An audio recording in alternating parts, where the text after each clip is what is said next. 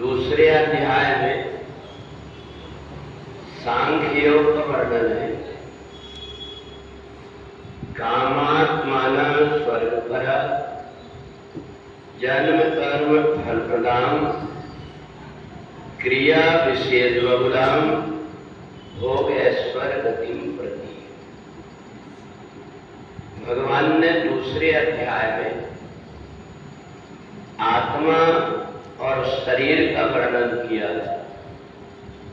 शरीर में रहने वाली आत्मा को ज्ञानी मनुष्य प्रयत्न करके जान लेते हैं कि शरीर अलग है और आत्मा अलग है।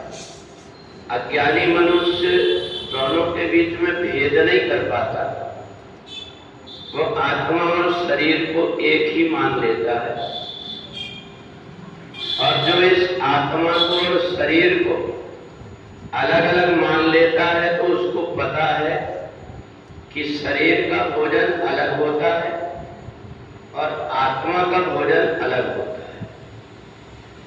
परंतु कई बार व्यक्ति को जब बुद्धि काम नहीं आती तो दोनों में भ्रम हो जाता है। मोटरसाइकिल चलाने वाला व्यक्ति अलग है और मोटरसाइकिल अलग है।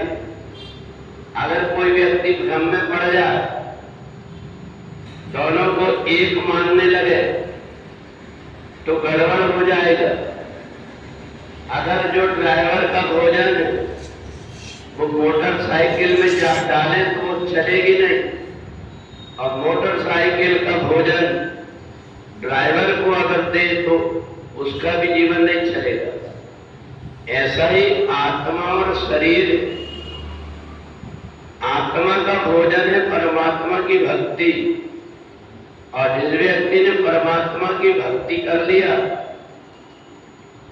तो उस व्यक्ति का एक जन्म नहीं कई जन्म सुधर जाता है और वो जहां जहां भी जन्म लेता है वहां जाकर के फिर से परमात्मा की भक्ति करने लगता है।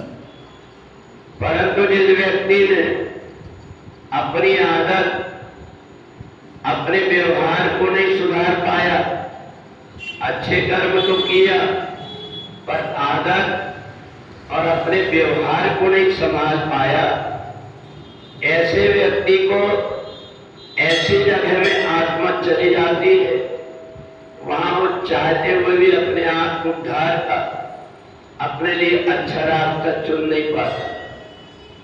और जब व्यक्ति शरीर धारण करता है तो सबसे पहले अपनी आदत सुधर जाए, अपने व्यवहार सुधर जाए, इसकी कोशिश करते रहता है।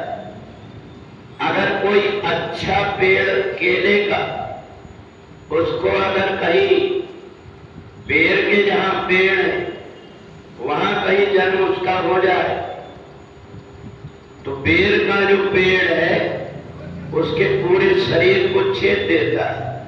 जब भी हिलता है केला के पूरे शरीर को छिन्न-भिन्न कर देता है।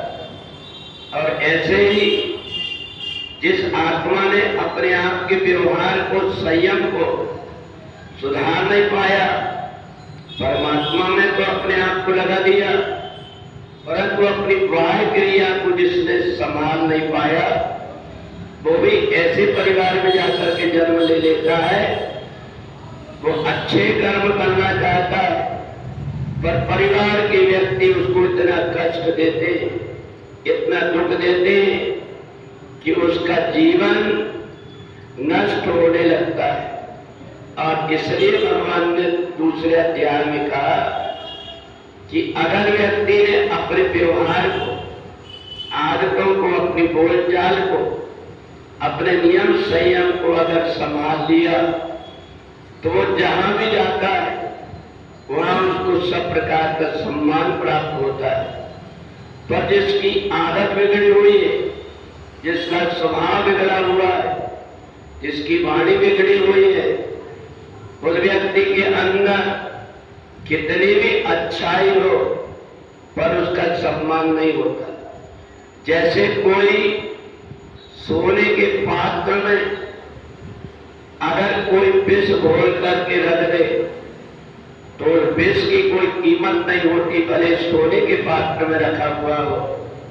ऐसा ही वो जीवात्मा जिसने परमात्मा की भक्ति तो किया, परमात्मा की कृपा से उसको सब कुछ तो प्राप्त हो गया, परंतु आसपास की इतनी विपरीत परिस्थितियों में उलझ जाता है जहां वो चाहते हुए भी आगे नहीं बढ़ पाता। इसलिए जो गीता का ज्ञान है व्यक्ति के अंदर के सब प्रकार के मैल को अलग कर देता है। एक गंगा जी है जो शरीर को पवित्र करती है, पर एक गीता है जो अंतःकरण को पवित्र कर देती है। तो जब व्यक्ति के जीवन में कोई कमी रह जाती है और वो यदि गीता का ज्ञान अपने हृदय में धारण कर लेता है, गीता पढ़ लेता है, उसका हृदय सुंदर मंदिर बन जाता है और जितने प्रकार की कचरा है वो धीरे धीरे करके सब बाहर हो जाते हैं। और इसलिए भगवान ने अर्जुन को माध्यम बना करके जो गीता का ज्ञान दिया है, इस ज्ञान को जो व्यक्ति अपने हृदय में धारण कर लेता है, इसका नित्य पढ़ने का, पाठ करने का अपना अभ्यास बना लेता है, उसको नित्य गंगा में स्नान करने का पुण्य प्राप्त होता है। वृंदावन बिहारी लाल।